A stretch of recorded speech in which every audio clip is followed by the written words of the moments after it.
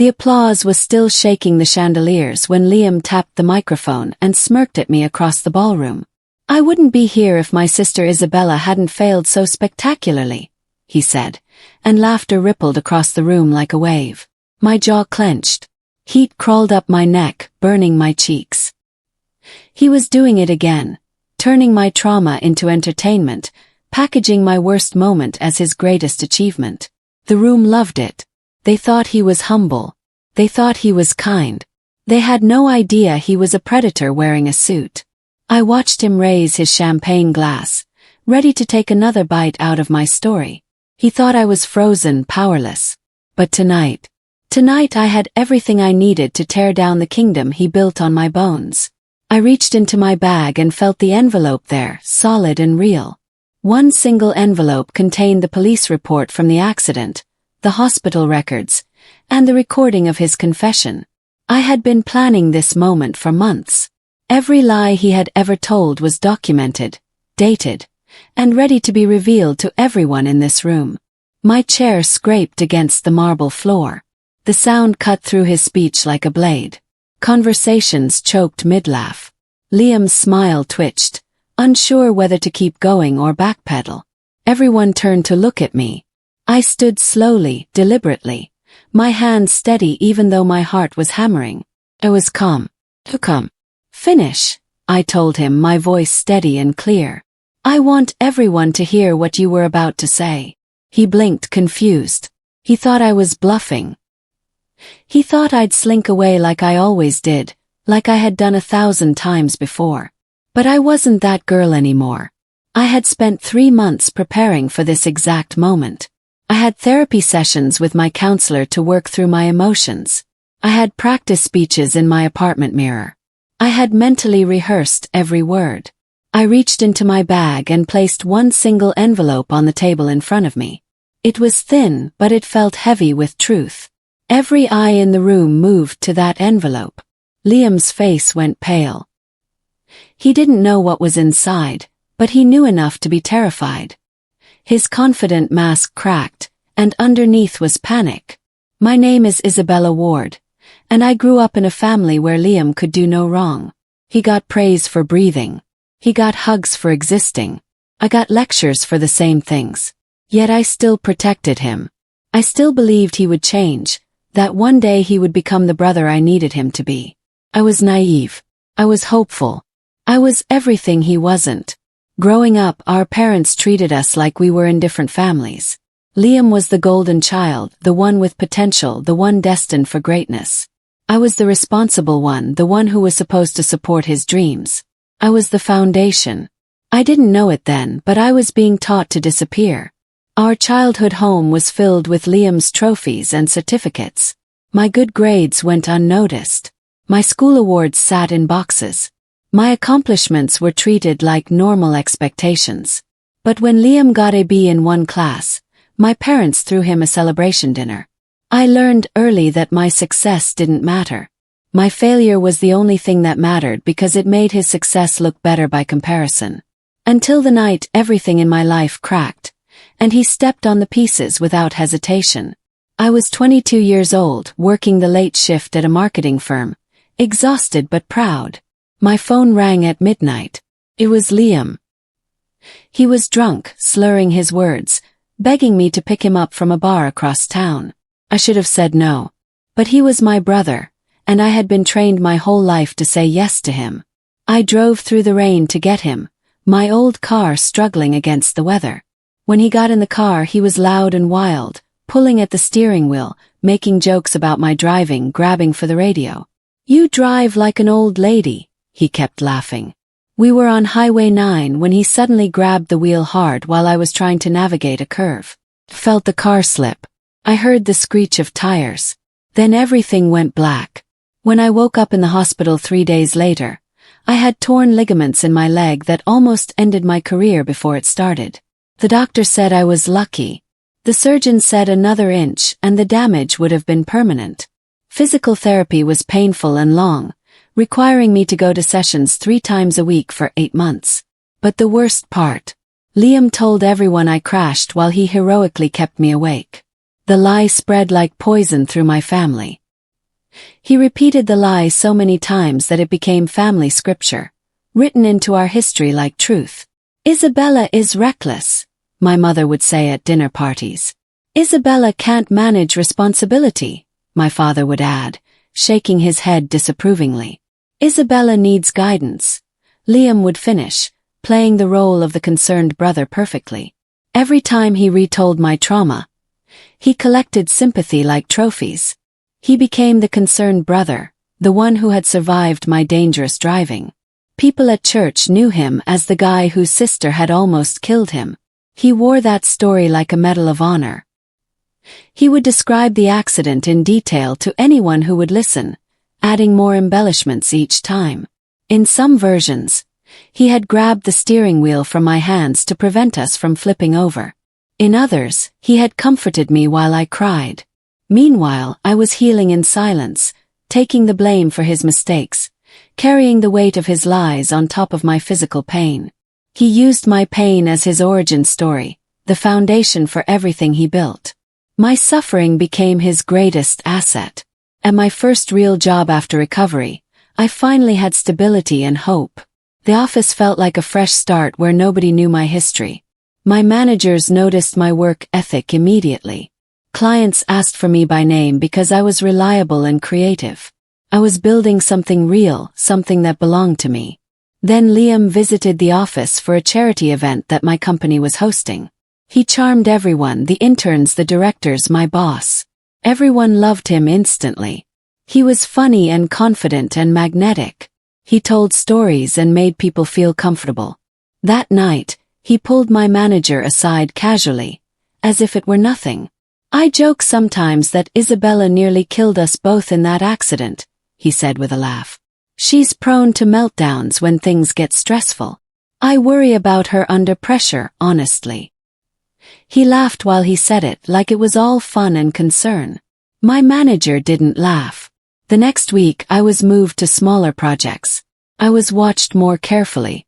During meetings I noticed people glancing at me differently. I worked twice as hard to fix the image he painted of me in just 5 minutes of conversation. I realized something that day. Liam wasn't careless. He wasn't making innocent mistakes. He was calculated and strategic. He was deliberately keeping me down. Years passed, and I kept climbing despite him. I was promoted to supervisor, then senior supervisor. I worked nights and weekends. I earned respect through dedication and results. I was respected and trusted by most people I worked with. Then came the promotion I had been waiting for, team lead. It was the biggest opportunity of my career. The position came with a corner office, a team of 12 people, and a significant raise. Perfect performance reviews. Spotless records. I had interviewed well. I was ready. I was prepared. I was going to make it. But on evaluation week, Liam visited my office again. He charmed my director over lunch. He told her stories about my childhood, making them sound concerning. He said I struggled under stress and had a record of bad decision-making. He framed it all as concern. He called it protecting me, like he was doing me a favor by sabotaging my future. He said he didn't want me to take a position I couldn't handle. My director listened to him because he sounded credible and caring.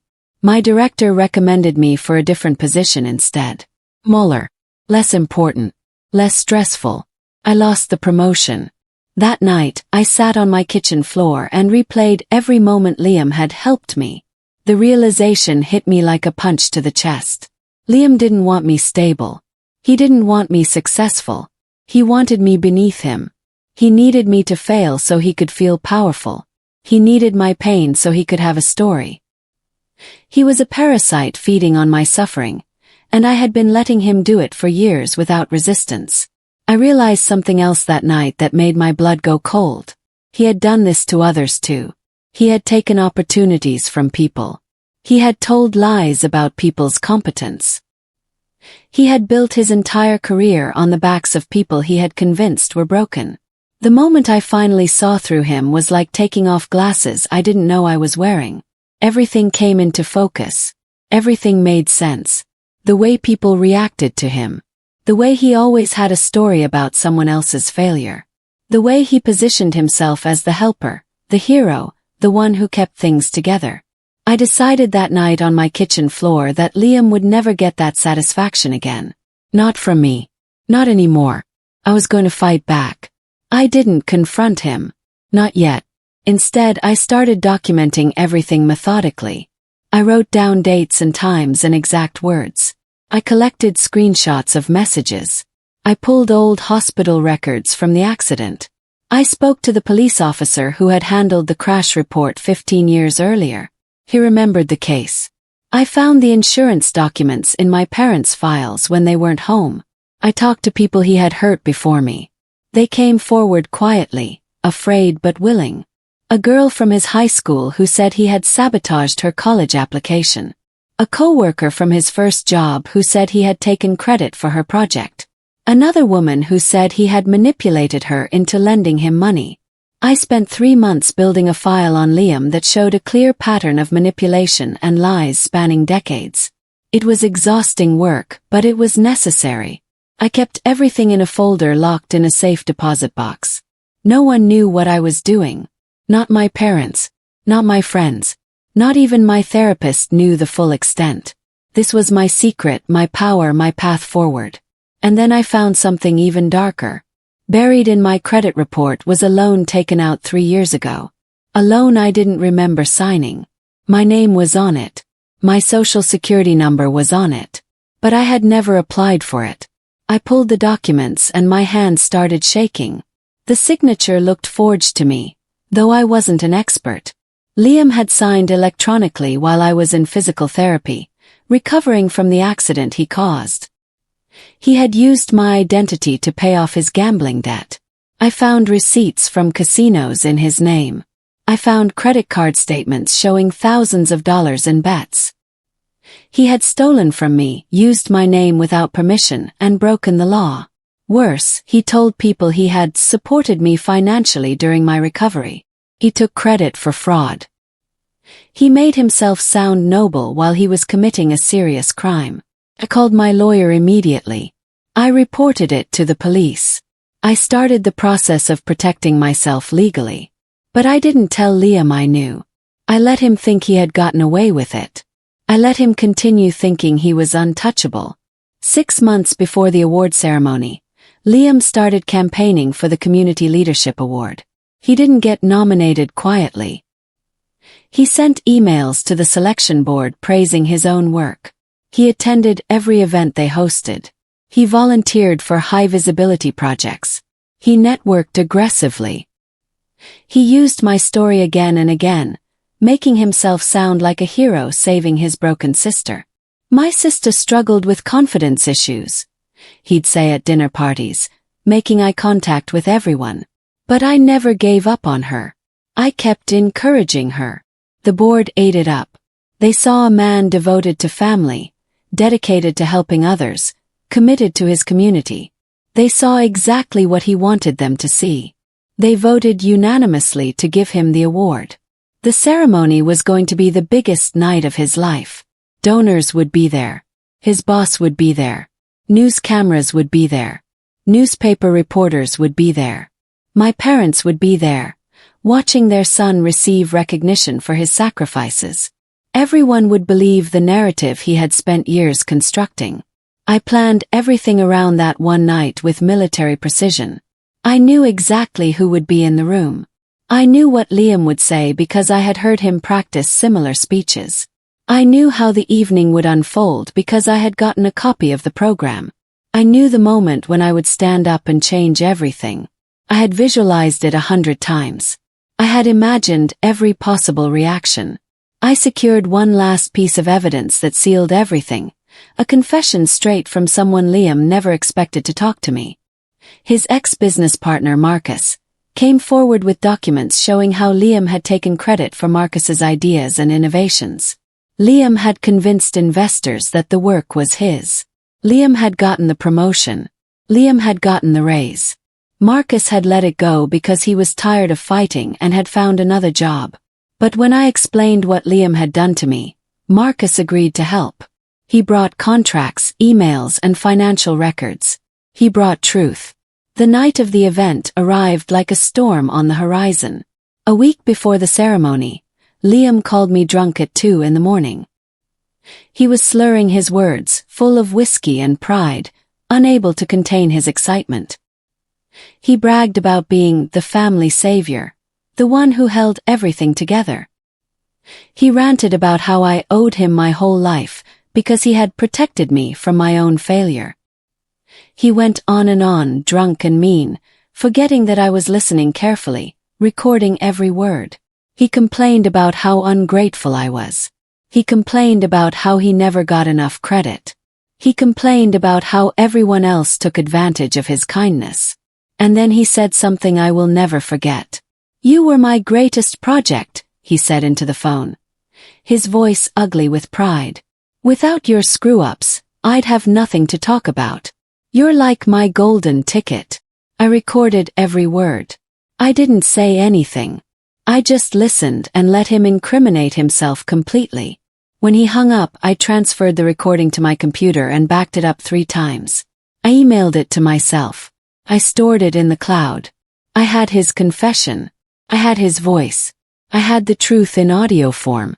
The night of the event, I arrived early at the hotel. I greeted people kindly at the door. I smiled graciously at family friends and former neighbors. I hugged my parents and told them how proud I was to be there. I wasn't the bitter sister. I wasn't angry or cold on the surface. I was the composed woman ready to reclaim her life. I wore a simple black dress that made me feel powerful. My hair was down. My hands were steady. My makeup was perfect.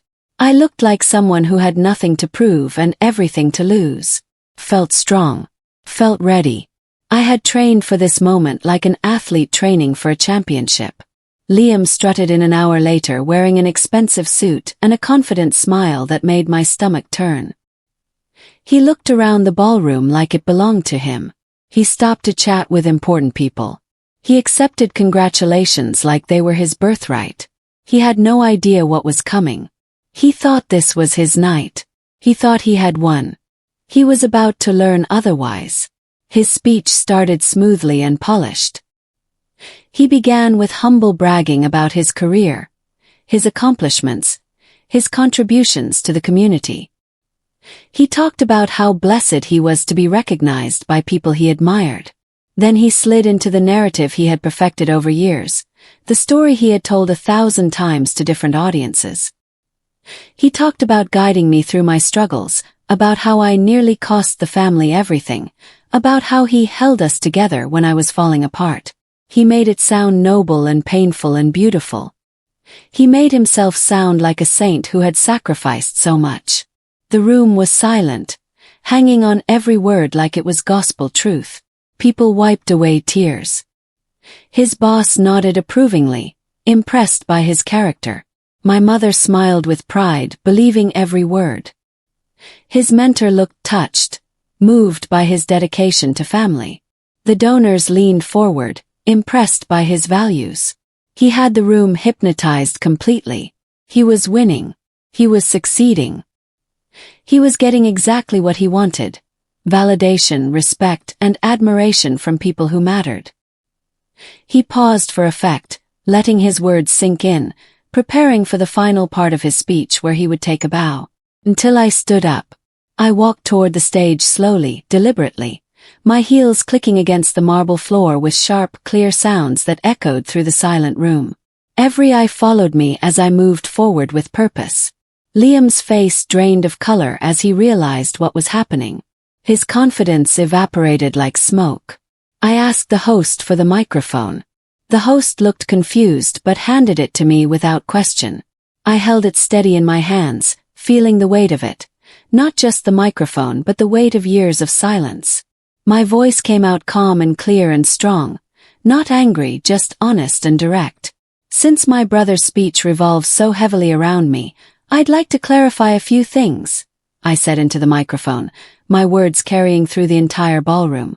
Gasps rippled through the room like a shock wave. Chairs shifted as people leaned forward, suddenly alert. People pulled out their phones to record what was about to happen. Cameras lifted. Security staff stood at attention, unsure of what to do. Liam whispered urgently, "Sit down." But I didn't move. I didn't flinch. I didn't apologize or hesitate. I held the microphone and I told the truth. I began with the night of the crash, painting a vivid picture for the room. I described his drinking in detail, the smell of whiskey on his breath, the way he slurred his words. I described his grabbing the steering wheel, the way his hands yanked at the car as we spun out of control. I described the fear I felt, the sound of the tires screaming, the darkness before I lost consciousness. I described waking up in the hospital with torn ligaments. I described the surgery, the physical therapy, the months of pain. I pulled out the police statement and read it word for word, my voice steady and clear. The officer had noted that the passenger was intoxicated and had interfered with the driver. The officer had interviewed me at the hospital. The officer had determined the accident was caused by the passenger grabbing the wheel. The evidence was clear and documented. The truth was undeniable. Liam stammered, "She's twisting things." But no one was listening to him anymore. They were listening to me. They were reading the official report. They were seeing the timeline. They were realizing that nothing he had said was true. The room had gone completely silent except for my voice. I could hear my own breathing. I exposed the loan next, presenting the evidence methodically and professionally. I revealed the fraudulent loan he had taken out in my name without my knowledge or consent. I showed the dates clearly. I showed the signatures that didn't match mine. I showed the debt collector's statements that had started arriving at my apartment, addressed to me for a debt I didn't incur. I explained how he had committed identity theft while I was healing from the accident he caused. I explained the legal consequences of what he had done. Felony charges, federal crimes, prison time. His jaw dropped. His boss muttered, "Are you kidding me?" under his breath, loud enough for nearby people to hear. Some people gasped. Others whispered to their neighbors. People were pulling away from Liam now, disgusted and confused. The donors looked shocked. The committee members exchanged glances that suggested they were rethinking everything. My mother's hands flew to her mouth in horror. My father's face went gray. They were finally understanding who their son really was. I could see it happening in real time, the moment their belief in him cracked and broke like glass. I hit play on my phone and held it up to the microphone carefully. His voice echoed across the ballroom, loud and clear and undeniably drunk. "You were my greatest project. Without your screw-ups, I'd have nothing to talk about." The words hung in the air like poison gas. People shifted away from Liam like he was contagious. The award committee members exchanged looks that could kill. His business contacts stood up and walked away from the table entirely. The donors turned their backs on him completely. His boss stood up and left the room without saying a word. In one sentence, recorded in his own voice, he had destroyed his own reputation beyond repair. Everyone could hear the cruelty in his tone. Everyone could hear the pride in his voice as he admitted using his sister's suffering. He lunged toward me suddenly, rage and panic in his eyes. His face twisted with fury and desperation. 2 security staff members intercept him before he reached me. They had been standing nearby throughout the entire ordeal, alert and ready for trouble. He was shaking, sweating, furious, not at the lies he had told, but at losing control of the narrative. "You ruined me," he screamed, his voice cracking with emotion. I held the microphone steady. My hands didn't shake. My voice didn't waver. "No," I said calmly and clearly. "You ruined yourself. I'm just turning on the lights." The security guards held him back firmly, restraining him as he struggled. He was fighting against their grip, wild and desperate, making a scene in front of everyone he wanted to impress. The award committee huddles together urgently, whispering and pointing at Liam with disapproval. The head of the board stands up and walks to the microphone. Her voice is cold and official and final. She looks directly at Liam with contempt. "Effective immediately, the award is revoked. the board head announced into the microphone. Gasps rippled through the room like a shock wave. Liam looked like he was about to collapse. His legs actually buckled, and the security guards had to hold him up. His boss pulled him aside immediately, his face dark with anger and disappointment. I watched Liam's career fall apart in real time before my eyes. One by one, people he had built relationships with turned away from him. The donors stopped talking to him. His mentor wouldn't meet his eyes. His business partner looked at him with disgust. My parents just stood there, silent, finally seeing the son they had raised. His boss told him they would be reviewing his employment status within the week. The message was clear and unmistakable. He was done. His career was over. The donors stepped away without saying goodbye and without offering any future opportunities. His mentor didn't return his calls for weeks. His friends from the industry suddenly had nothing to say to him. The network he had spent years building crumbled because they finally knew the truth about who he really was. Within days, his company started a formal investigation into his past projects and the people he had worked with. People came forward. More stories emerged about his pattern of behavior. More lies were uncovered. Women came forward saying he had stolen their ideas and taken credit. Men came forward saying he had sabotaged their careers intentionally. The foundation he had built was made of sand, and the tide was washing it away completely. Liam whispered, desperate and breaking, "Isabella, please." I looked him dead in the eyes. There was no anger in my face. No satisfaction or smugness. Just truth. Just clarity. Just the weight of years finally being lifted from my shoulders. "You built your life on my pain," I said, my voice steady and sure. "I'm not carrying you anymore." Then I turned away and walked toward the exit. The room parted for me as I moved through it like the sea. People stepped aside respectfully. Some reached out to touch my arm in support. Some nodded in respect. I walked through that ballroom like I was walking into a new life. 'Cause I was. Everything behind me was burning, and I was walking toward the light. The doors opened as I approached them, as if welcoming me to freedom. Within a week, Liam lost his job. The award was publicly rescinded in the news. News outlets picked up the story. Reporters called asking for comments. People stopped returning his calls. Not because I told them to, but because they finally knew him. They finally understood what he was. I moved into a better role at work, earning back the respect he had stripped from me over the years. My boss apologized formally for believing Liam's lies. She promoted me to the position I should have gotten years ago. My colleagues treated me differently now. Not with pity, but with respect. They looked at me like I was strong. Then came the moment that sealed everything. My company won a major contract, and my name was featured prominently in the press release as the lead strategist. Months later, I was promoted again, this time to director. It was everything I had worked for. I was thriving, healthy, and steady in a way I had never been before. I slept well at night without nightmares. I didn't have panic attacks. My chest didn't feel tight when I thought about my family. My anxiety diminished. My parents quietly apologized, not with words but with changed behavior. They called more often to check on me. They listened without judgment. They treated me like an adult instead of a responsibility. Liam stayed distant, rebuilding his life from the ground because the foundation he had stolen from me was gone forever. He had to actually work for his success instead of stealing mine. He had to build something real and earn it. And for the first time in my entire life, I was breathing freely. The weight was gone. The burden was lifted. When someone builds their identity on your suffering, the most powerful revenge is reclaiming your story. I had done that. I had taken my life back.